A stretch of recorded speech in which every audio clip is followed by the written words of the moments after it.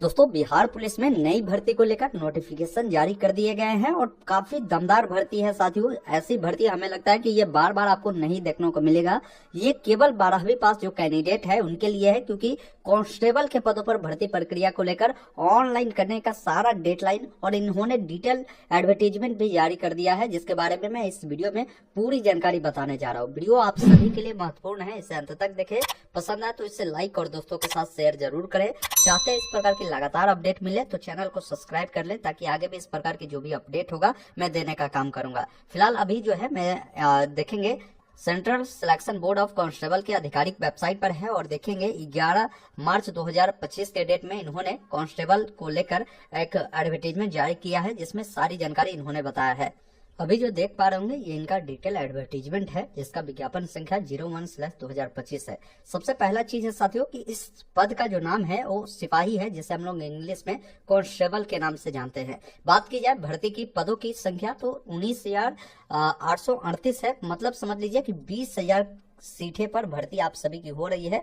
अभी हाल ही में जो है 21,000 से भी अधिक सीटों पर भर्ती जो है हुई है, जिसका सारा प्रक्रिया लगभग जो है यहाँ पर संपन्न हुआ है। अभी इस भर्ती को कंप्लीट नहीं कराई गई, लेकिन ये भी बहुत जल्द आपको 1 से 2 महीना में कंप्लीट करा ली जाएगी। और इस भर्ती के लिए भी आवेदन आपके जो स्टार्ट हो रहे हैं वो 18 मार्च 2025 हो रहे हैं, और आप इसका फॉर्म लास्ट डेट जो भर पाएंगे वो 18 अप्रैल 2025 तक भर पाएंगे। बाकी भर्ती को लेकर आप कहेंगे कि योग्यता क्या है, तो देखिए साथियों, आपकी जो योग्यता है 18/4/2025 तक जो है इंटरमीडिएट कंप्लीट हो जानी चाहिए। मतलब अगर आपका इंटर का रिजल्ट वो तो हर हाल में मार्च महीने में आ जाएगा। जो बच्चा अगर 18 वर्ष का हो गया है और उनका रिजल्ट मार्च तक आ जाता है, इस अप्रैल तक, 18 अप्रैल से पहले तक आप फॉर्म को अप्लाई कर सकते हैं। ये अच्छा मौका हो सकता है जो अभी बच्चे 12वीं पास करेंगे उनके लिए भी। बात की जाए इस भर्ती को लेकर तो भर्ती प्रक्रिया होगी कैसे, तो भर्ती प्रक्रिया जो होगी इसमें लिखित परीक्षा होगी। लिखित परीक्षा में जो कैंडिडेट क्वालिफाई करते हैं उनका फिजिकल होता है। फिजिकल के अनुसार ही आपकी डॉक्यूमेंट वेरिफिकेशन ज्वाइनिंग प्रक्रिया होती है। अब देखिए सबसे पहला चरण आपकी जो होगी और प्रथम चरण क्या होगा, लिखित परीक्षा। लिखित परीक्षा 100 अंकों का होगा, जिसमें सारे प्रश्न वस्तुनिष्ठ प्रकार के होंगे। इसमें 2 घंटे की आपको अवधि दी जाएगी। 100 प्रश्न 100 अंकों के होंगे। प्रत्येक सही पर जो है आपको 1 अंक दिए जाएंगे।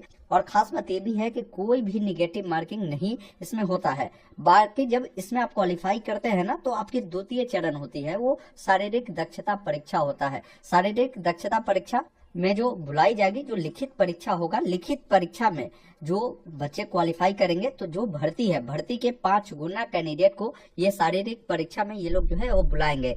बाकी इसमें अंतिम मेधा सूची जो बनती है वो लिखित परीक्षा सिर्फ क्वालिफाइंग नेचर का होता है। आपकी शारीरिक परीक्षा पर ही, यानी दौड़ जो होता है, आपकी हाइट होती है, इस पर ही आपकी जो है फाइनल रनिंग बनेगी। तो विशेष तौर पर आपको ध्यान रखना है कि दौड़, गोला फेंक, जो ऊंची कूद होता है, इन सब में जितना बेहतरीन तैयारी करेंगे ना साथियों, आपको सिलेक्शन की जो चांसेस है वो बहुत ज्यादा बढ़ जाएगी।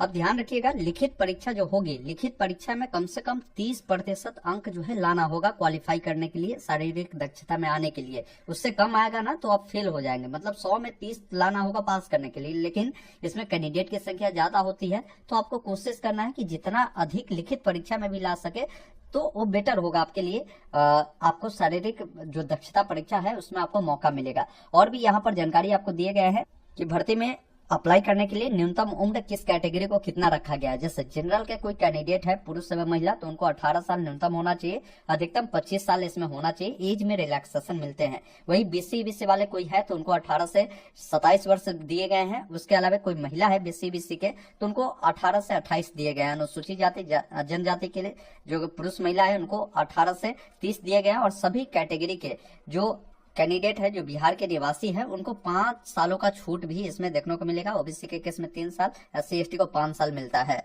अब सबसे महत्वपूर्ण चीज है कि इसमें शारीरिक मापदंड, जो कि इसी के अनुसार आपकी मेरिट बनती है। तो शारीरिक मापदंड में अगर आप जनरल वाले हैं, ओबीसी वाले हैं, तो आपकी हाइट जो होगी पुरुष के लिए 1.65 सेंटीमीटर होना चाहिए। पिछड़ा वर्ग के अगर कोई कैंडिडेट है, दंत पिछड़ा वर्ग के, तो उनको 1.60 दिए गए हैं।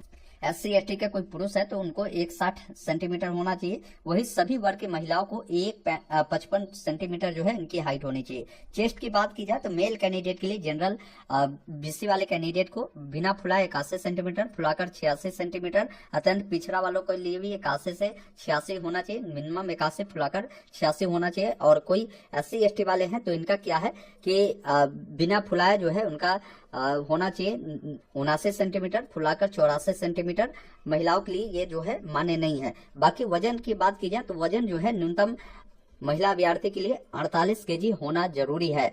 बाकी जो आपकी प्रथम चरण लिखित परीक्षा होगी तो लिखित परीक्षा का इन्होंने बताया है कि भाई किस अनुसार सिलेबस होगा, OMR शीट पर हम लोग परीक्षा लेंगे तो कैसे होगा, वो सारी चीजें ऑलरेडी बताई गई है। उसका पाठ्यक्रम क्या है कि जो बिहार विद्यालय परीक्षा समिति की जो 10वीं की लेवल होती है मैट्रिक का, हिंदी, इंग्लिश, गणित, सामाजिक विज्ञान जिसमें इतिहास, भूगोल, नागरिक होते हैं, अर्थशास्त्र होते हैं, विज्ञान में फिजिक्स, रसायन, केमिस्ट्री होते हैं, इसके अलावा सामान्य ज्ञान और समसामयिक जो मामले होते हैं इससे संबंधित जो है आपको प्रश्न देखने को मिलेगा।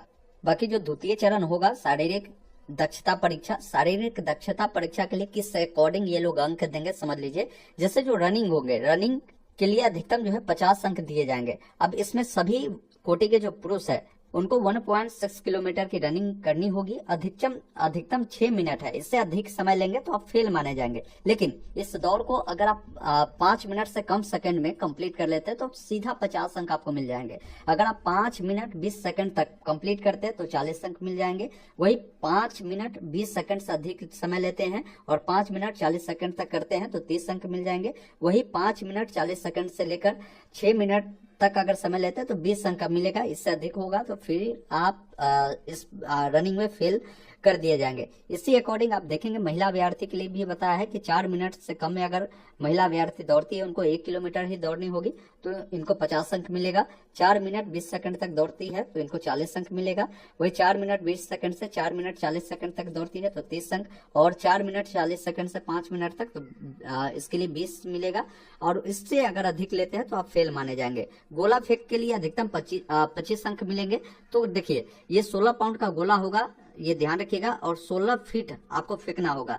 अगर आप 16 फीट से 17 फीट फेंकते हैं तो सीधा 9 नंबर आपको यहाँ पर मिल जाएगा। वही 17 फीट से 18 फीट फेंकते हैं तो 13 नंबर, वही 18 से 19 फेंकते हैं तो 17 नंबर, 19 से 20 फीट फेंकते हैं तो 21 नंबर, और 20 फीट से ज्यादा फेंकते हैं तो 25 नंबर आपको मिल जाएंगे। और यहाँ पर बोला गया है कि 16 फीट से कम अगर आप फेंकते हैं तो आप असफल घोषित कर दिए जाएंगे। महिला अभ्यर्थी के लिए 12 पाउंड का 12 फीट फेंकना होता है। अगर आप 12 से 13 फीट फेंकते हैं तो 9 अंक, वही 13 से 14 फेंकते हैं तो 13 अंक, 14 से 15 पर आपको 17 अंक, 15 से 16 पर 21 और 16 से ज्यादा पर 25 अंक आपको जो है यहाँ पर दे दिए जाते हैं। बाकी ऊंची कूद जो होगी वो भी 25 अंकों का होता है, जिसमें क्या है कि सभी वर्ग के जो पुरुष अभ्यर्थी है इनको बोला गया कि न्यूनतम ऊंचाई 4 फीट है। अगर 4 फीट अगर आप करते हैं तो 13 अंक आपको मिलेंगे। 4 से 4 इंच करते हैं तो 17, 4 से 8 इंच कर लेते हैं, 4 फीट 8 इंच तो आपको 21, और 5 फीट अगर आप ये ऊंच कूद कर लेते हैं तो 25 अंक आपको मिल जाते हैं। बाकी महिला अभ्यर्थी के लिए 3 फीट का है, जिसके लिए आपको बताया गया कि इस अकॉर्डिंग जो है आपको अंक दिए जाएंगे।